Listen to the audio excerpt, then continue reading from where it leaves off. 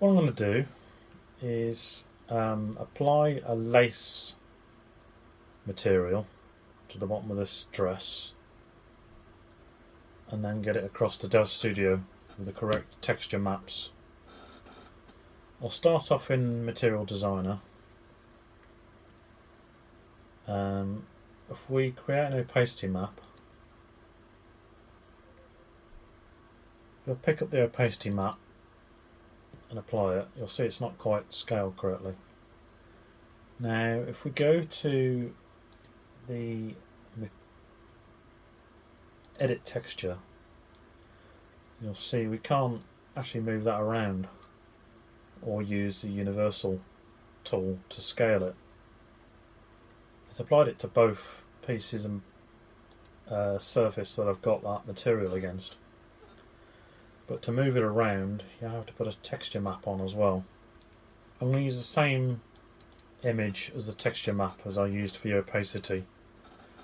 Essentially the opacity was a black and white image.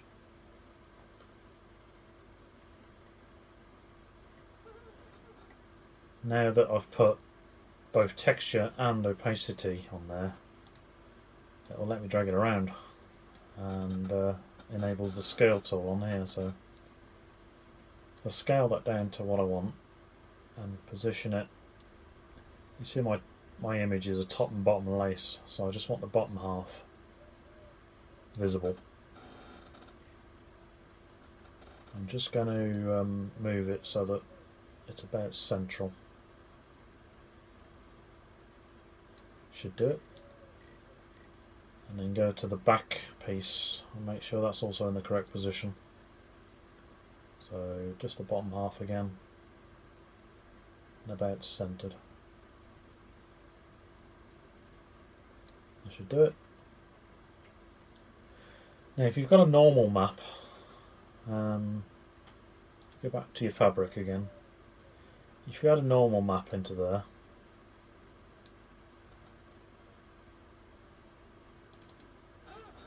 the problem is because I've already scaled and rotated or whatever my pattern, the scale of the normal map isn't the same. You can see from the thumbnails it's not quite the same.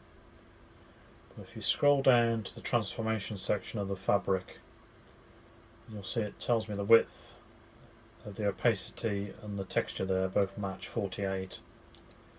We change that to 48.1. Now the normal map will also line up.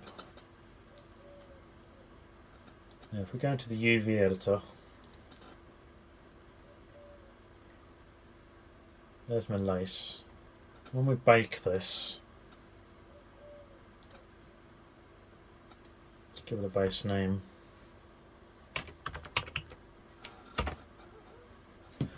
You need to tick the opacity texture type to make sure it creates this map. We've got diffuse and normal. Diffuse will have the the texture map. The normal will have the normal map, and the opacity will have the opacity map. I've put my size up to 8K to make sure I get high quality lace textures.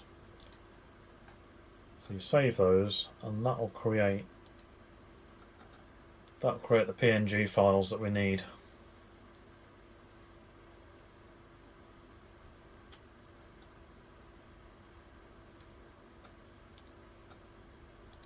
And then when that's finished, you just close it.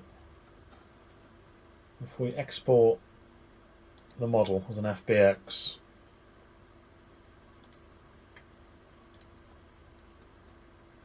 thin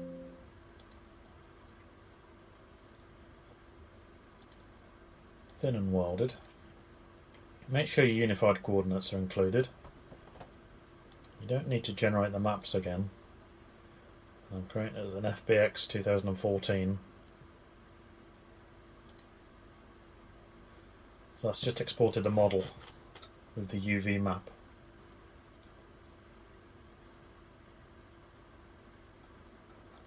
Now in DAS, I'm going to import the FBX.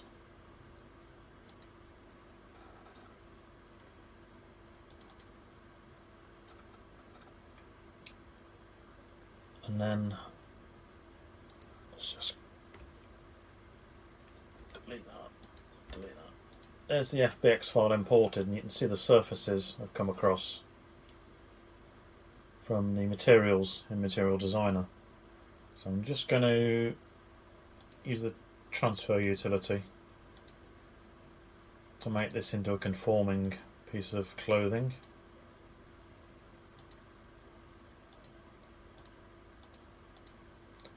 Just skipping through that bit.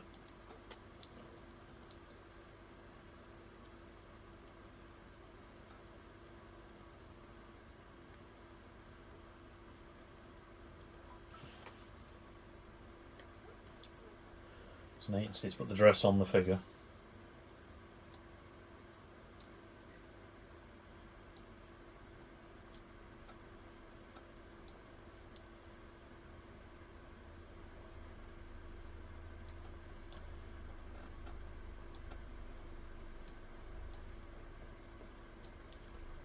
So now I'm going to show the lace, how to pull that across. I'm going to pull across all the materials for this object. Put a preset of Uber base on it first. The base colour,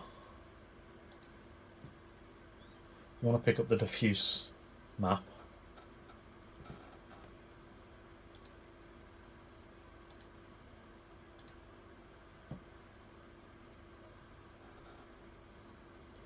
Just briefly switch that to iRay, you'll see that that should be aligned correctly.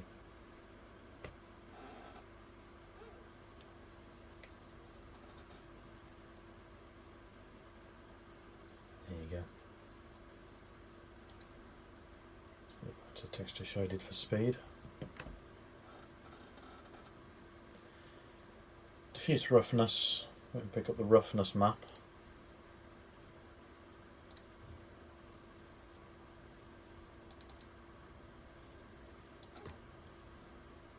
Make sure your roughness is on full for the map. So opacity, you pick up your opacity map.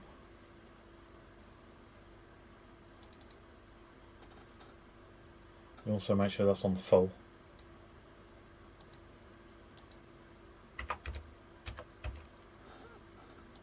And then normal map.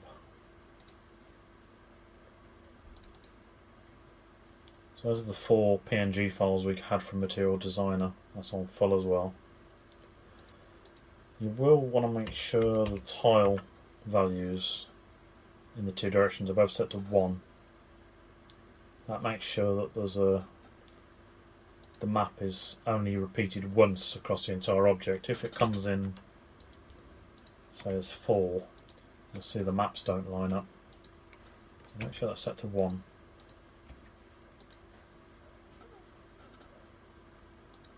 If we look at an iRay, you'll see that the lace should now look correct.